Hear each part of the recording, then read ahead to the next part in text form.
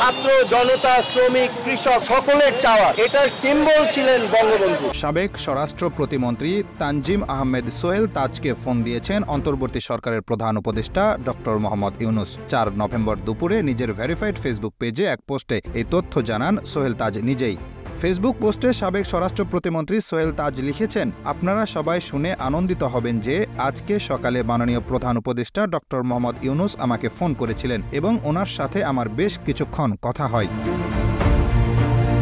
ওই ফেসবুক পোস্টে সোহেল তাজ লিখেছেন, আমাদের মহান মুক্তিযুদ্ধে তাজউদ্দিন আহমেদ এবং জাতীয় ৪ নেতার অবদানের কথা তিনি শ্রদ্ধার সাথে স্মরণ করেন এবং তিনি আমাকে আশ্বস্ত করেন যে তিনি পদক্ষেপ নেবেন যাতে নতুন প্রজন্ম আমাদের মহান মুক্তিযুদ্ধের পূর্ণাঙ্গ ইতিহাস জানতে পারে।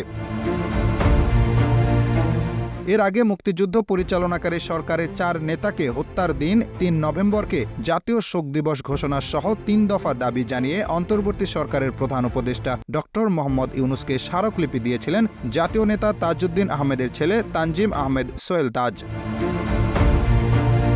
প্রধান উপদেষ্টার কাছে সোহেল তাজের তুলে ধরা দাবি ৩টি হল, যেহেতু ১৯৭১ সালের ১০ এপ্রিল স্বাধীনতার ঘোষণাপত্রের মাধ্যমে বাংলাদেশের প্রথম সরকার গঠিত হয়, সেহেতু বাংলাদেশ স্বাধীন সার্বভৌম রাষ্ট্র হিসেবে জন্ম লাভ করে, তাই এই দিনটিকে প্রজাতন্ত্র দিবস ঘোষণা করা। ৩রা নভেম্বর জেল হত্যা দিবসকে জাতীয় শোক দিবস হিসেবে ঘোষণা করে রাষ্ট্রীয়ভাবে পালন করতে হবে এবং জাতীয় ৪ নেতাসহ মহান মুক্তিযুদ্ধের সব বেসামরিক ও সামরিক সংগঠক, পরিচালক, শহীদ ও বীর মুক্তিযোদ্ধাদের নাম, অবদান ও জীবনী সহ মুক্তিযুদ্ধের সঠিক এবং পূর্ণাঙ্গ ইতিহাস গুরুত্বের সঙ্গে সর্বস্তরের পাঠ্যপুস্তকে ও সিলেবাসে অন্তর্ভুক্ত করতে হবে। আমাদের নতুন প্রজন্মকে আমরা সম্পূর্ণ ইতিহাসটা খোলাসাভাবে তুলে ধরলাম। Hasib Abedin, BHN news desk.